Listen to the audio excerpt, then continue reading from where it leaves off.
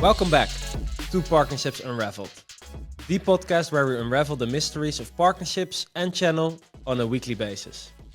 My name is Rick van der Bos and I'm the CEO and founder at Channext, and I'm here together with Allan Adler, managing partner at Digital Bridge Partners.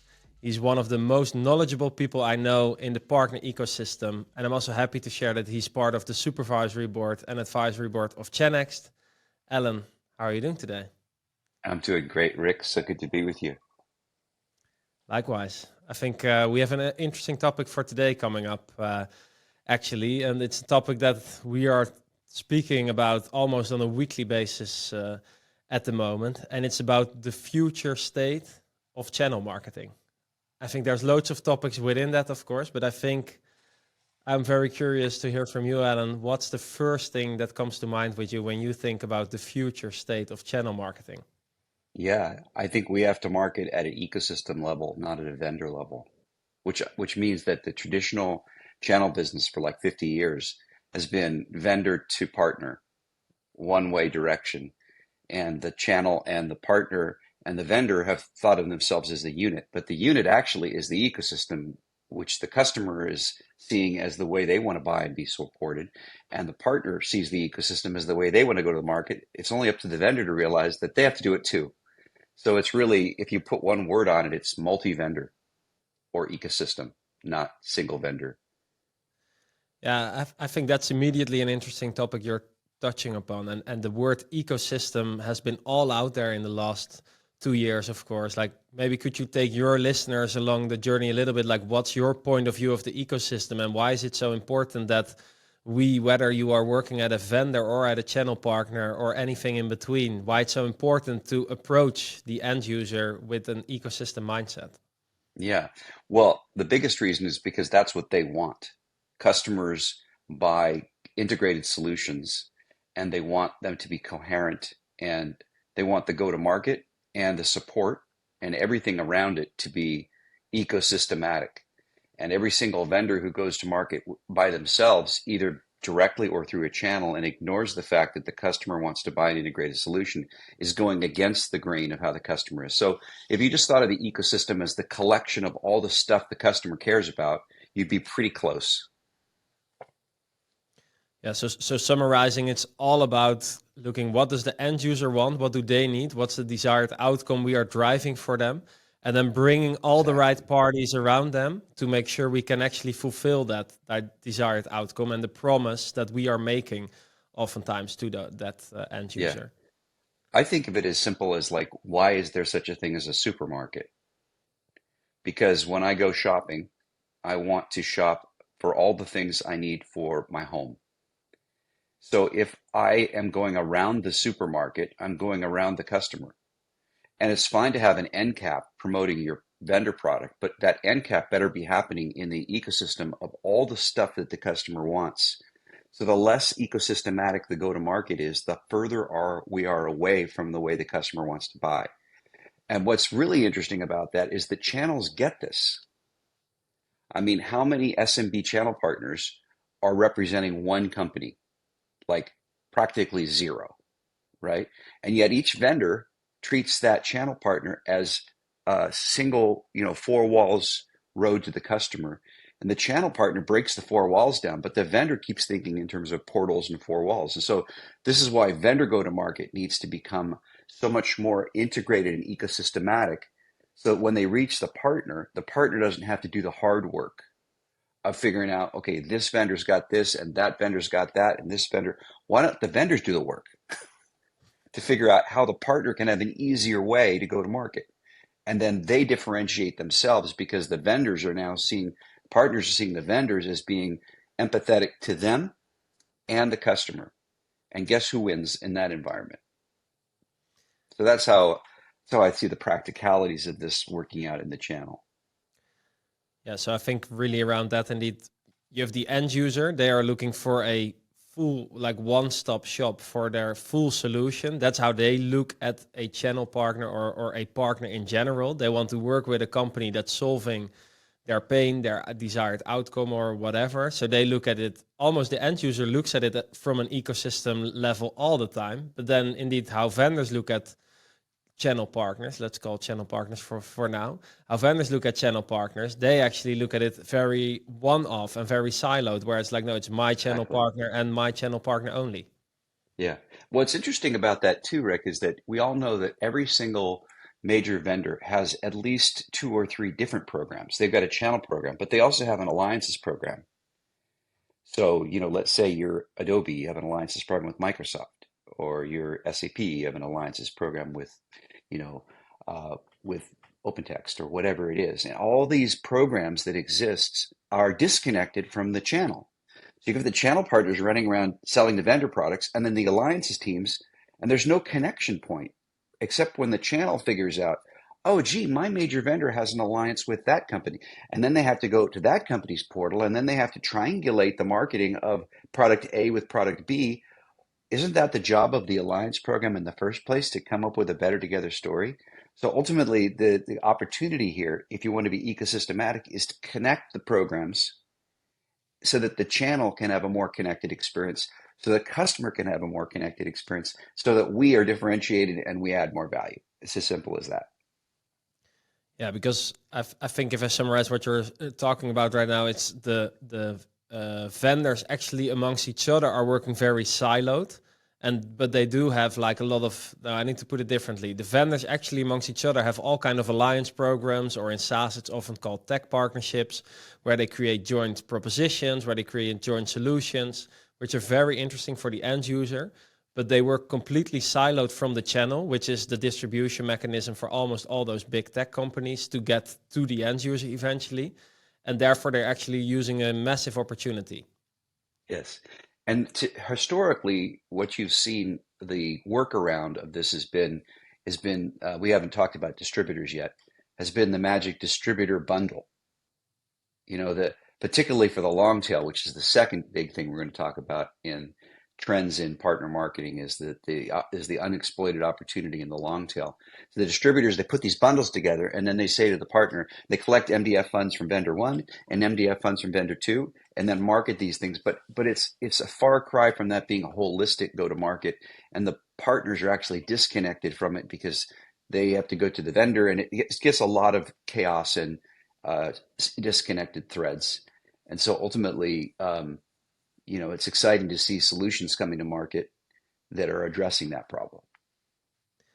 Yeah, because I think if you would look at the current state of the market and the current state of channel marketing, what roadblocks do you still see, or where do you see the blockers for a lot of maybe also listeners from us who think like that sounds awesome, I would really love to do so, and I would really like to go towards that more integrated, but I don't know where to start. Where would you advise them to look at if they want to make the first steps toward that desired end state of ecosystem marketing? Yeah.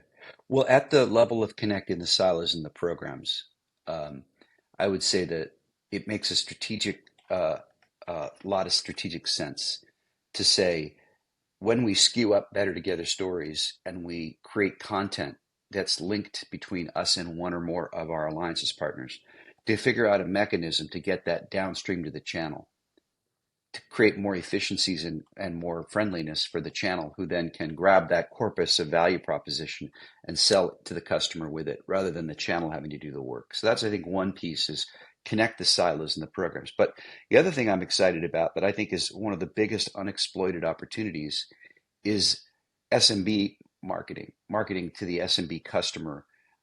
And the reason why that's such an important observation is because fully more than 40%, I guess, you know, uh, Canalys and others have said, for the more than 40% of all IT spend is happening in SMB, and 90% of that is partner touched. So that's all, everyone gets this, but the unexploited opportunity is, well, who is the partner that's touching that SMB? Is it the 80/20 partner, who's the big partner of the vendor, who gets all the love and attention, who has built-in marketing organizations and understands how to go to market? Or is it the under-resourced long tail partner, who generally has a minimal marketing orientation and typically doesn't have the resources to be able to put together coherent campaigns? It's the latter. And so we have this disconnect between 40% of the market buying from partner assisted and no support for the long tail. And so that's the second strategy, is invest in the long tail to figure out how to make, through automation and through various different platform technologies, how to create more value for that long tail so that you can be differentiated in that 40% of IT spend. And then that's trillions of dollars being spent where vendors have virtually no differentiation because they're not supporting the long tail. I mean, to me, this is like a $1 trillion opportunity in tech that's almost completely ignored because no one's got a solution for the long tail, period. Yeah, I think that's what I hear in a lot of conversation, and I'm having as well, indeed, where they say, Rick, I fully understand that as a group of partners, those SMB partners, they are so critical. Like they are a big, very big chunk of my revenue. I want to grow in SMB. I want to move there, and we want to put a lot of resources there as well. But the big challenge that I have is, as a group, it's very big, but on an individual level, it's very small. So we don't know how to Right. build a program around that because we can't give that partner the one-to-one attention, etc. What are those challenges you recognize, and do you hear them more often as well? And also, what could eventually be an approach to solve part of that? Yeah. Well, I think the first thing we have to do is we have to look at our mental models, right? We have to look at everything that, if you want to do something differently, you have to come up with a different mental model. Otherwise, you're going to end up with the same result, right? That's Einstein says this. Everyone says this, right? We don't solve a problem with the same mental model that got us into the box we're in. The mental model and paradigm that needs to be changed is this canonical 80-20 Pareto that exists, where everybody says 80% of my revenues are going to come from 20% of my partners.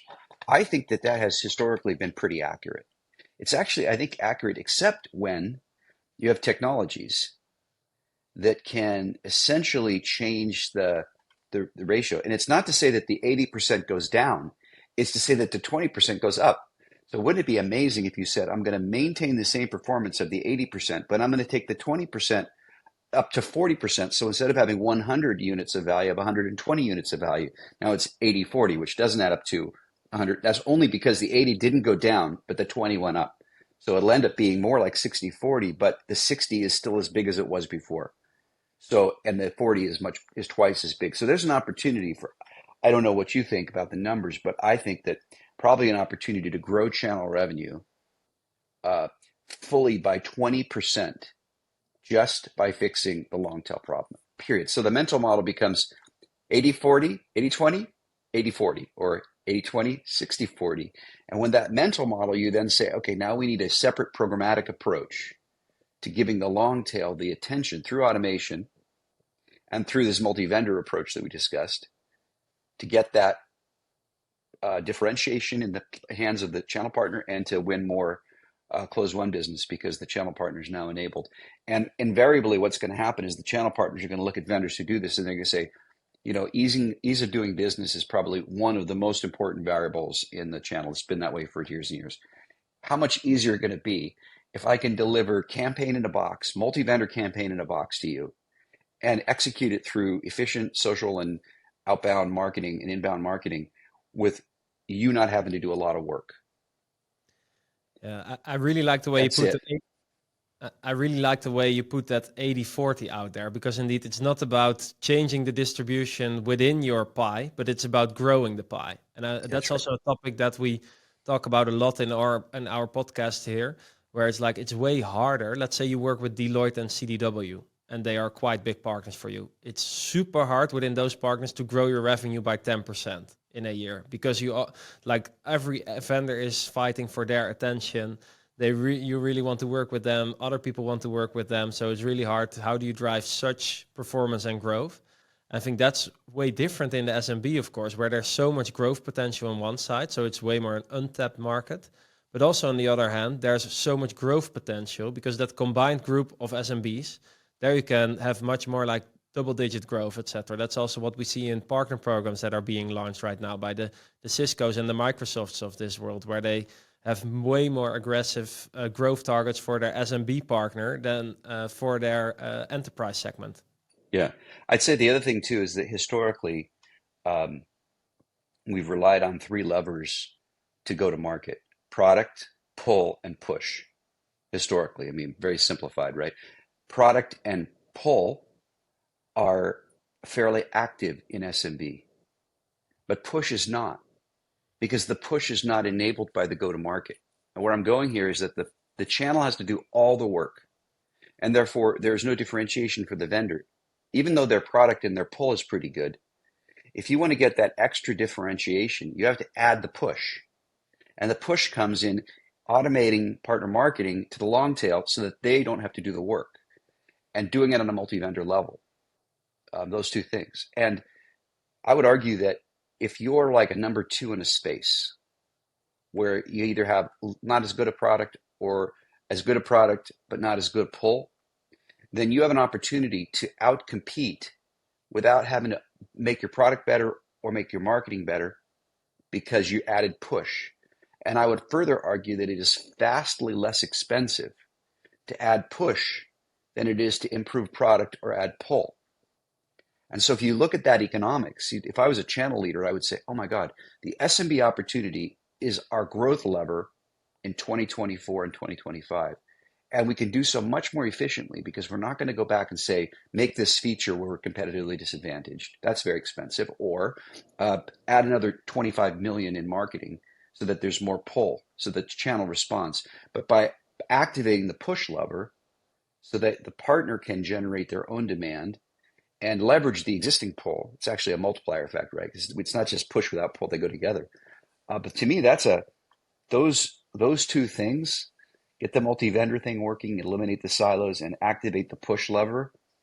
Those are huge plays for a channel chief in 2024-25. And I'm seeing more of that, especially as they start to recognize that there's mechanisms. Like you have to have a lever to pull. Otherwise, it's just a good idea with no execution. And it's exciting to see companies coming along who offer the lever. Yeah, I fully agree. I think it's interesting what you say around that push. I think if I would simplify, how do you get partners to market? It's either pay to play or do it for you. Like there is no middle ground. I've seen it now. I've been doing channel marketing for almost 10 years.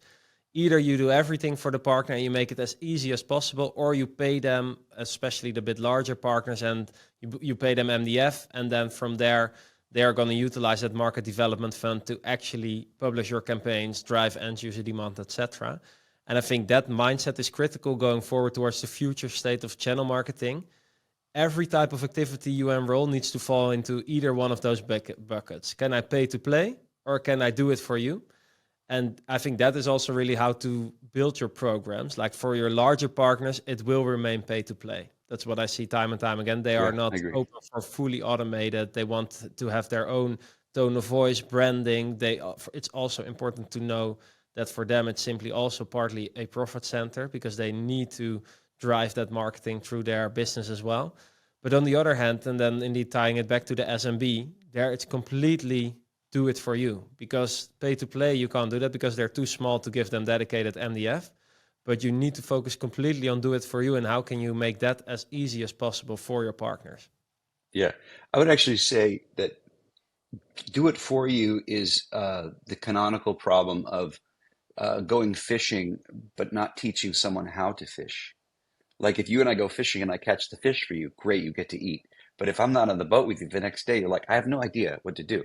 So what I really want to be doing is I want to be fishing with you so that you can fish.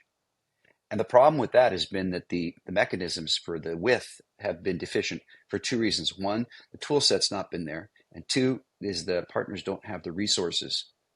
So the traditional approach has been, TCMA has been, provide the resources, self-service, let the partner draw them down. But they don't have in the not fishing, in the boat, they don't have the resources to do the drawdown, build the campaign, track the results, do all that kind of work. So the tool has been deficient in regard to helping the with TCMA.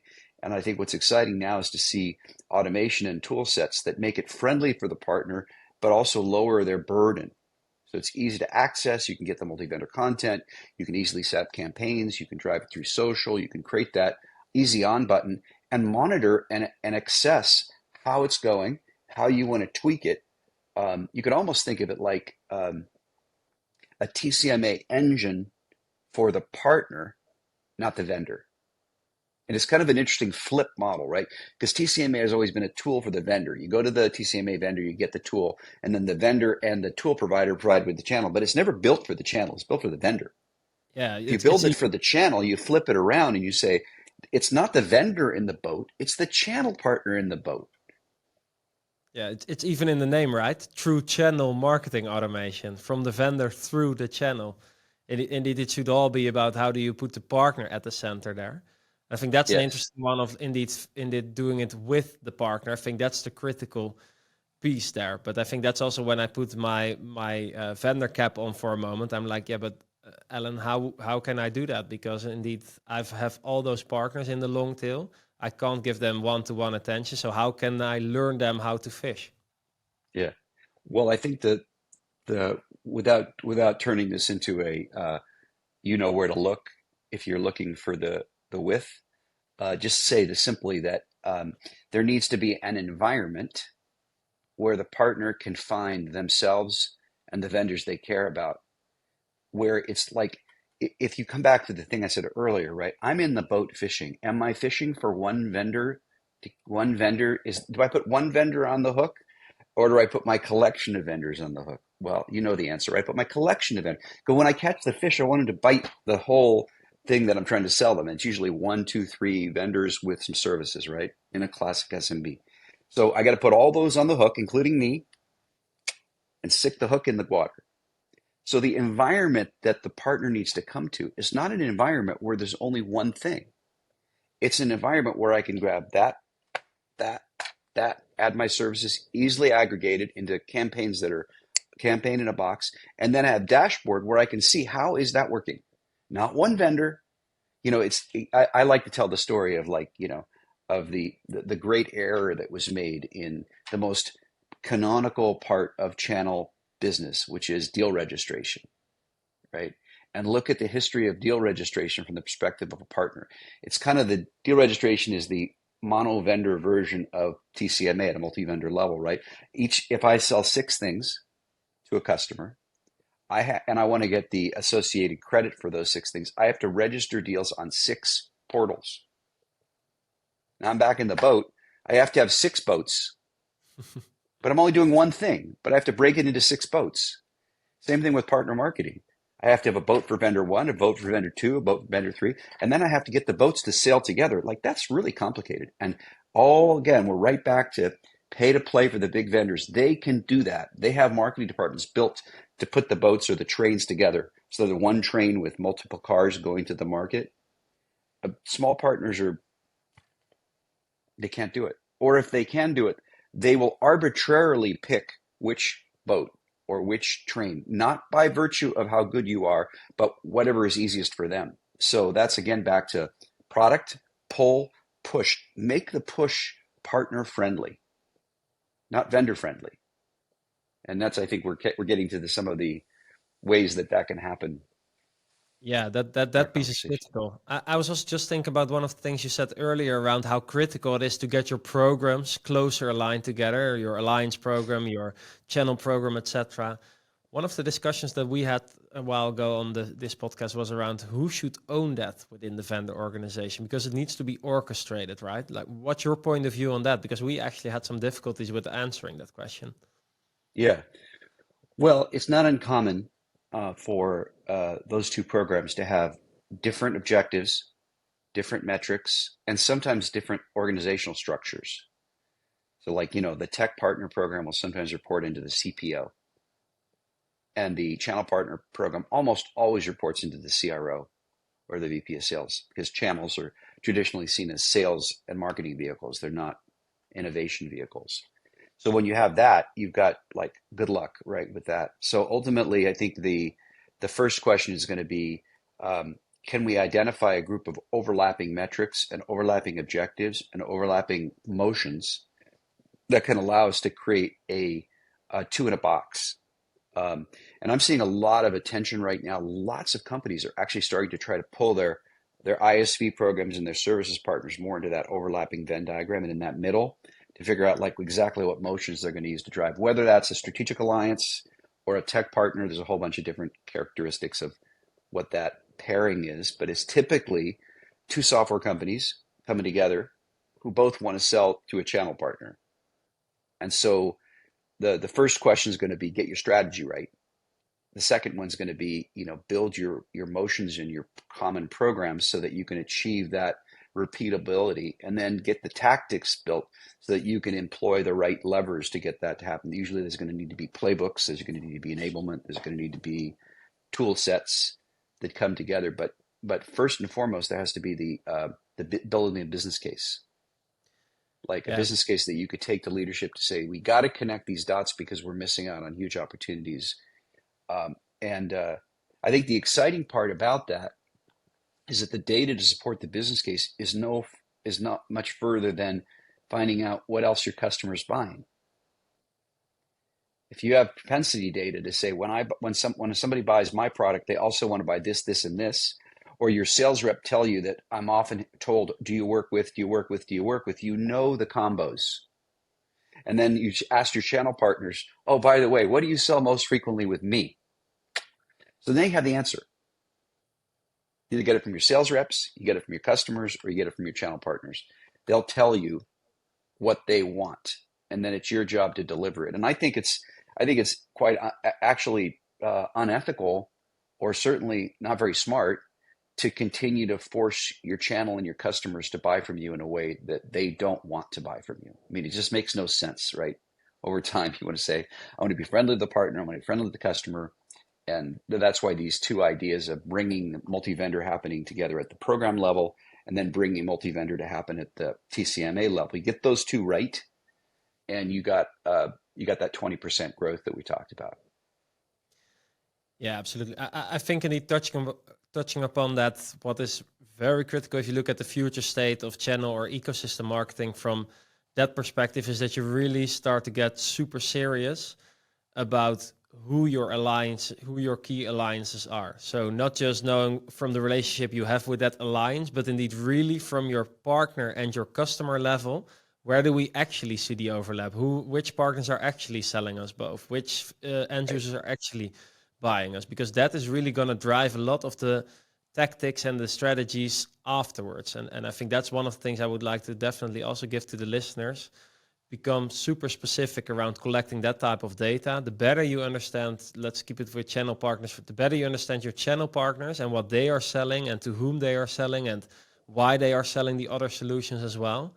That's really going to drive the data that you need to eventually make the choices and double down on the alliance activities there. Yeah. Because that's such a critical piece. If you got that right, then your strategy is like the likability or the likelihood of your strategy being right is so much higher if you have that type of data than if you build it from scratch or you build it on the relationship you have with your alliance. Do you agree there, Allan? Yeah, totally. Yeah. And in fact, I would even go so far as to say that, from a competitive intelligence perspective, market intelligence, marketing strategy perspective, you want to be as near bound to your partners and your customers as possible, using the near bound term. Because if I'm monitoring what my customer's near bound influence is and what my partner's near bound influence is, that is to say, I know where my customers go for their trusted relationships, and I know how much I've got in there. And then I know my partners and who they go, where they go. The more I monitor those ecosystems around my partners and my customers, the more intelligence I have about where I actually am versus where I think I am. I always like to say, it's more important where you actually are than where you think you are. And usually the models that we deploy are too simplified, and they tell us where we think we are, but not where we actually are. And where we are always is in an ecosystem. Our ecosystems, our partners' ecosystems, our customers. We're always in those ecosystems. We're not necessarily monitoring them at the holistic level to figure out actually how things are going. But in the future, 2024 and beyond, the less ecosystematic you are in your knowledge of your customers and your partners, the less likelihood you have of knowing where you are, what you need to do, and how you need to get there. And so it's one thing to say to your CRO and CPO, hey, we need to do a bunch of market research. It's another thing to say we need to gradually increase our intelligence of the near-bound network, which is another way of saying the ecosystems of our customers and our partners, increase our intelligence and start measuring our impact ecosystematically. This is another strategic question. If I were a a SO, Chief Strategy Officer at any technology company right now, I would be establishing ecosystem intelligence as a cornerstone of competitive advantage going forward. And if you can get your chief strategy officer to wake up to realize that, 80% of all deals start with a referral from the ecosystem, and to then realize that when we go direct or even through our channel partners, if we're not connected to the right level of influence, we're actually, what was direct is actually indirect. Direct is to go to the influencer, and indirect is to go by ourselves. So I always like to say this direct indirect thing is actually a misnomer entirely. If you go with the influencer of your customer, you're going directly because you're already there. If you're going directly and avoiding the influence of your customer, you're going around their nearbound network and knocking on the door from outside. I don't know which one's more direct to you. Good. So I think indeed ecosystem intelligence helps you to really know where you are within the ecosystem. So who are your most important alliances? Who are your most important channel partners? Who are your most important customers? Who are the most important vendors from your channel partners? And are they among your alliances? Who are the most important vendors from your end users? But also who are the channel partners from your alliances? Like really having that clearly inside, that's going to help you so much towards the future of channel marketing, because if you have that in place, then you know exactly where do we need to focus our content strategy. Do we have the right type of channel partners on board right now to play that ecosystem play? Do we actually know, based on the type of end users that our channel partners have, that we're going to build the right campaigns? That's the thing that I see often. You need to be crystal clear. Is our channel at the moment like better equipped for the education market or for the healthcare market or for government? Because if it's very good in government, you want to create very strong content around government. Or if government is very important for you, but you actually don't have that many channel partners yet in government, then you need to make sure you're going to recruit those. And the only way to do that is by having the ecosystem intelligence and knowing everything that's going on within your own ecosystem. Yeah. And I have a really practical way that you can do that. And it addresses the question you raised earlier about like, how do you get these two partner types programs to come together? So say that you're the head of the channel partner program, and you go and you meet up with the head of the alliances program. You say, hey, let's do an exercise where we bring our top alliances partners one by one into QBR. And one of the elements of the QBR is going to be, let's examine our common channel partners. Let's examine where we have common overlaps. And let's then make a strategy that says we're going to take our better together stories and we're going to market them coherently to those top channel partners. Now, this is still the 80-20. This is going to be targeted initially. But the reason this is such a cool idea is because if you get that right, and you start showing that by marketing together with the alliances partner to your top channel partners, how hard is it then to package that up and send it downstream to the long tail when you've already verified and validated the value propositions, the touch points, all that kind of stuff, and you've built the corpus of content that now allows you to say, if you click on this campaign, you can have vendor A and B together, channel partners, let's go do that at scale. Use Channext, use other solutions to light that up in social channels. So that's a very practical way to say, there's a short-term Q1 thing you can do right out of the gate using that kind of approach. I love that. I know that that's always the feedback we get from our listeners. They love the tactical stuff as well, and I fully agree that this is a great one. Who at the moment have you internally identified as the most important alliances for your business? Get them into your business, or you go to them, and start with doing that type of analysis, because I think that's really going to drive both your alliances and your channel in the right direction. Yeah. Maybe one last question. I see we're already running out of time, Alan, just like we always do when we're chatting. One final question that I had, like what they always say, right? Like if multiple people own it, nobody owns it. If you would have to say like one department or one role, or maybe we need to create a role, like every answer, open to any answer, but who would you say should drive that motion? You're talking about the leader in the organization?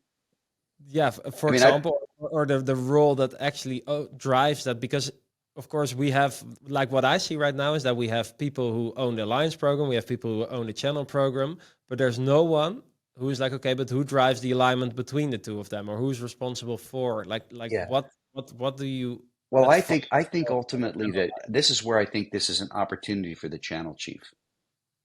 Uh, Channel chiefs sometimes are reluctant to go over to the alliances space because it's a little squishy, and they really like the simplicity of I am a vendor, the channel got the services, bang, it's logical, it makes sense, it's a good fit. But I would encourage the channel chiefs to go across the aisle to the alliances department and say, I have an idea.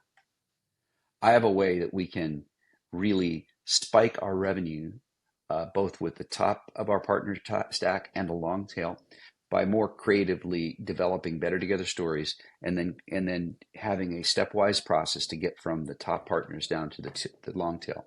And what I'd love to do is make that an initiative and tie it to an OKR. Somewhere there's going to be an OKR that speaks about some aspect of growing business by offering more comprehensive solutions to customers and meeting their needs. Everyone's got some variation of that tied to an OKR, and really get crisp with the alliance partner and get them on board to then go to a common someone on the C-suite and say, the channel partner and the alliance partner programs are aligning together on this coherent initiative. I guarantee you that's a winner, because every leader in the C-suite is looking for their leaders to go across the aisle and work coherently, and as opposed to being in their silos. So rather than trying to invent some kind of mythical new role in the hopes that we're going to have a person above, I mean, ultimately, of course, we would say the ecosystem chief or the partner leader, whatever, the chief partner officer, the CPO, is going to be the ideal person, because reporting to the CPO would be the channel, at least through a dotted line, and the alliances program or the tech partner program. But if you don't have a CPO, be a entrepreneurial channel chief. I mean, just DM me. We can create a 1, 2, 3, bang, take it to the leadership team. It's going to be very hard for them to say, no, I don't want to talk about how to bring our programs together. I don't want to talk about how to be more empathetic to our channel partners. I don't want to talk about how to give our customers more value. I don't want to talk about how to become a more coherent provider, have my go-to-market be differentiated. I think you could also say, which is actually really cool, is if we can show our CRO that by virtue of this better together story that we're creating with the alliances program and the channel partner program, we're actually elevating the role of the channel, because now the channel is no longer just a seller of the individual products. They're a seller of a larger solution, and that could ultimately be the harbinger for teaching our AEs and our AMs and our CSMs, who are all the roles in the direct business underneath the CRO and the CCOO, how to do the same thing, which is, of course, wouldn't you want that to happen, right? So in a way, this alliances program meets the channel partner program is certainly going to have a channel impact, but it could also have a really wonderful impact on helping to develop the direct organization, which in many instances has 10x the 20x, 50x the spend. So if we can make them more effective, then that would be a real win-win. Yeah, definitely in software, we see that indeed that the direct is still very big there as well. Hardware, of course, is very channel driven usually, but I think in general that you're spot on there. It's really, and I think the real job to do in the upcoming time is eventually, especially from a channel perspective, but also what you see in the C-suite, everyone wants to see the revenue impact of it. And I think that's so critical that we within the partner ecosystem and the channel ecosystem together really get together. So, okay, how can we show that multi-vendor approach, that ecosystem approach is actually leading to more revenue, quicker deal cycles, quicker Exactly. partner onboarding, happier partners, happier end users, etc. Like all those type of things of which we know that it drives revenue. I think that's going to be a critical part of evangelizing that and also making sure that that reaches the C-suite. Absolutely. Awesome. Thank you Excellent. so much for making the time today, Alan. I really enjoyed My talking. We're pleasure. definitely getting you back on the pod later on, and hope to Excellent. see you next time. Okay, take good care. See you, everybody.